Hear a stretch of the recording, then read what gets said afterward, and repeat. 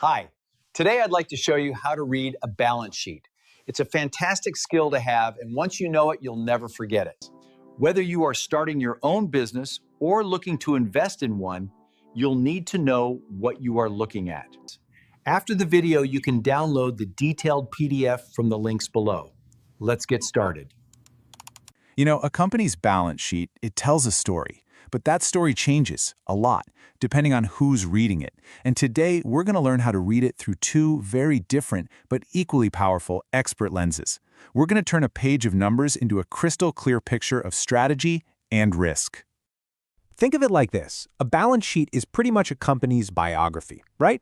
But it's written entirely in numbers. So the real question is, how do you actually read it? How do you translate all those figures into a genuine understanding of a company's health and its game plan? Okay, first things first. We need to get the fundamentals down. Before we can jump into the cool expert analysis, we got to get a handle on what a balance sheet actually is and, how the whole thing is put together. At its heart, a balance sheet is just a financial snapshot. It's a super precise picture of everything a company owns, those are its assets, and everything it owes, that's its liabilities and shareholder equity, all on one specific day. Remember, it's not a movie, it's a photograph. And this whole snapshot is governed by one simple but totally unbreakable rule: the master equation. Everything the company owns, its assets, must equal all the claims against those assets. So, what you own has to equal what you owe. The two sides always have to be in perfect balance, which, you guessed it, is exactly where the name balance sheet comes from. All right, with the basics down, let's put on our first pair of expert glasses. We're going to look at the balance sheet through the eyes of a legendary investor, Warren Buffett, and check out his 5 simple rules for spotting those really strong companies. This slide just nails Buffett's whole philosophy. He's not looking for anything fancy or complicated. He's on the hunt for businesses that are absolute cash machines, companies that are so strong and self-sufficient that they don't need to borrow a dime to operate and grow. So based on that simple idea, he developed this lightning-fast checklist. In just a few seconds, he can tell if a company is a financial fortress. Does it have more cash than debt? Is it funding itself with its own profits instead of loans? And is it so profitable it can reinvest in itself and even buy back its own stock? Okay, let's zoom in on one of his most critical rules. Buffett wants to see a debt-to-equity ratio below 0.8. But why? Well, because a low number here is a huge signal. It tells him the company is paying its bills with its own profits, its own equity, not relying on borrowed cash. It's a sign that they are truly standing on their own 2 feet. And the other signs? They follow that exact same simple logic. You see zero preferred stock? That's because a powerhouse company just doesn't need it. Growing retained earnings? That shows profits are being plowed right back into the business to make it stronger. And treasury stock? That's a huge vote of confidence. The company believes in itself so much it's buying its own shares. Okay, time for a total perspective shift. We're taking off the investor glasses and putting on the hat of a chief financial officer, a CFO. Now we're no longer on the outside looking in, we're on the inside trying to manage the day-to-day financial machine. And wow, is the CFO's mindset different? They're not just scanning for fortresses.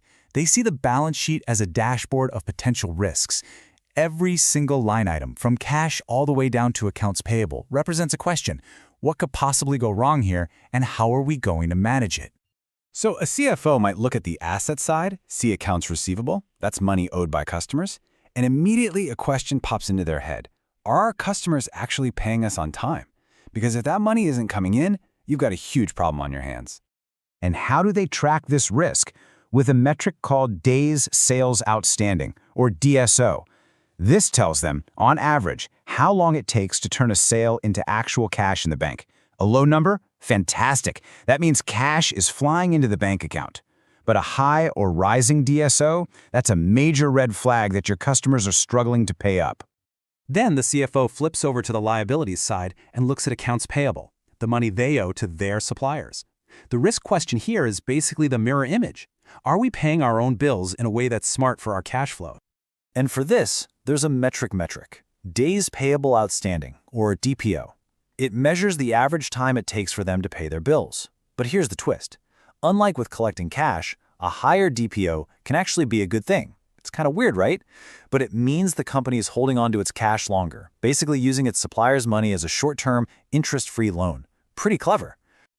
And this brings us to a perfect example of how differently they see the same exact thing, debt. To an investor like Buffett, high debt is a big, flashing red light. But to a CFO, it's way more nuanced. I mean, sure, it could be a sign of trouble, or it could be a really smart strategy to fuel growth with cheap, low-interest loans. So, okay, we've got two totally different approaches here. The investor looking for long-term strength, and the manager laser-focused on short-term risk. So how do you reconcile these? How do you put them together to get the real story? Think of it this way. The investor's lens, Buffett's lens, it's like a telescope. It's focused on the big picture, using simple rules to spot those durable, long-term fortresses. Now, the manager's lens, that's a microscope. It's tactical, zooming in on every single line item to manage short-term risks and squeeze every bit of efficiency out of the cash flow. And that right there is the key takeaway. These two lenses, they're not fighting each other. They're completing the picture. The investor's view shows you a company's long-term strength, while the manager's view reveals its short-term agility. And using both, well, that gives you a true 360-degree view of the company's entire financial story.